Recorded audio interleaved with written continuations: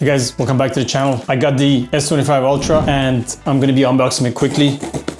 Actually couldn't wait, so I opened the Purilator box right here. Bunch of discount coupons and QR codes for the warranty and whatnot. 10% off discount on Samsung products. No need that. The main star of the show is the S25 Ultra right here. So let's open this thing up. Oops. There we go. There it is, guys. S25 Ultra. There it is. I like the flat design. Don't want to make those iPhone fanboys go crazy, but I gotta admit, it is kind of like iPhone-y like in the front compared to the S24 Ultra. It's got that rounded edge right here, a little bit of a rounded edge. And I feel like this flat one is my kind of liking, definitely. Like this nice and flat surface. 6.9-inch display, not much of a difference, but you got the rounded corner edge. So see how it feels like when I'm holding it long term. I'm not sure actually. I still feel a little bit of bump here. Looks like they just pretty much copied and pasted the camera template, the microphones, and everything else in the back. I wonder if the same case would work on. That's for the S24 Ultra.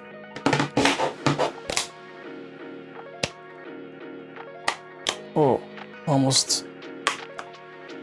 I fit my S24 Ultra case on my S25 Ultra. That's pretty cool.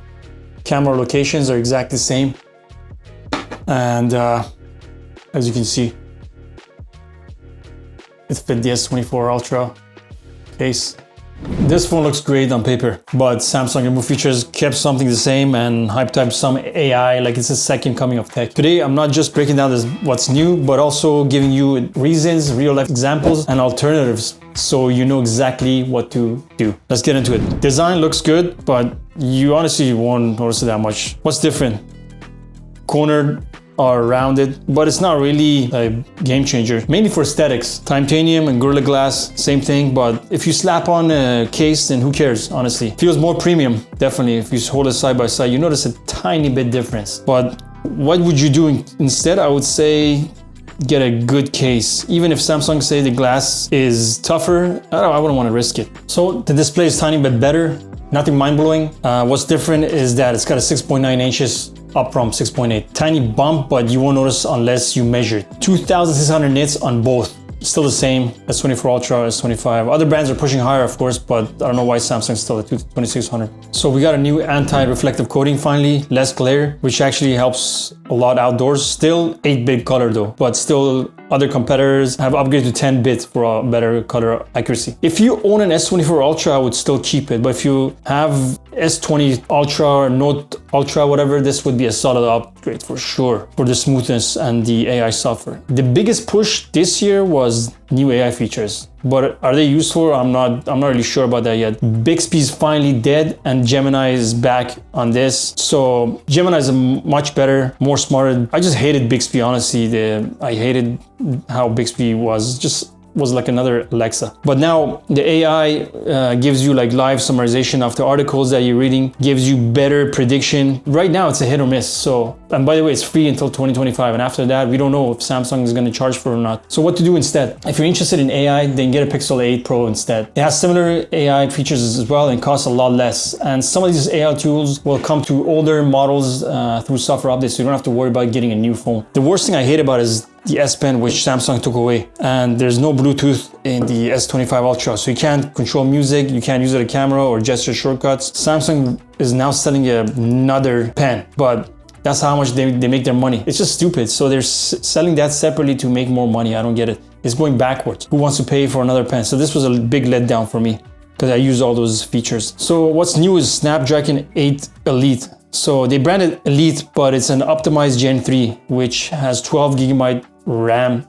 standard. No more 8 GB models, faster UI animations, and Samsung finally made One UI snappy, really fast. If you want power and value, get an S24 Ultra. Oh, wait for an S25 for price drop. Most of the boost comes from software optimization, not new hardware. The battery is good, but not better than last year. The deal is that 5000 milliamp is old school now, and iPhone has better efficiency tricks. Wireless charging finally jumps from 15 watt to 25 watts. Cool, but it should have happened last year. If battery life is your main concern, get an iPhone, better efficiency, or OnePlus 12. Faster charging. The S25 Ultra will not last longer than S24 Ultra, I'll tell you that. There's a software boost, but there's no major changes. What changed is the 200 megapixel camera. Same hardware, better processing. A new 50 megapixel camera. Night mode is still a little bit problem in shots. iPhone 16 Pro Max, unfortunately or fortunately, wins in this competition for sure. So if you're coming from an S22 Ultra, you'll notice the difference. But if you already have an S24 Ultra,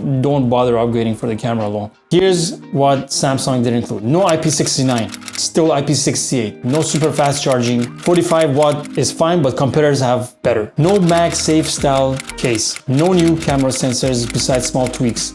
No real battery upgrades. What to do instead? If you're upgrading from S24 Ultra, wait for the S26 Ultra, I would say. The changes aren't big enough this time around. And is it worth that price margin? S25 Ultra is around 2,000 Canadian. S24 Ultra is around $1,000 Canadian. Samsung trade deal is one of the main things made me switch. So my final verdict is if you're upgrading from an S20 Ultra, Note 20 Ultra, then go for it. But if you have an S24 Ultra like me, there's no reason to upgrade. If you want AI without the price, get a Pixel 8 Pro, or just wait till Samsung rolls out the other AI features on my S24 Ultra, which will be coming soon, I hope. Is the S25 Ultra worth it, or are you gonna keep what you got? Drop a like, comment, subscribe for more details. See you guys on the next one.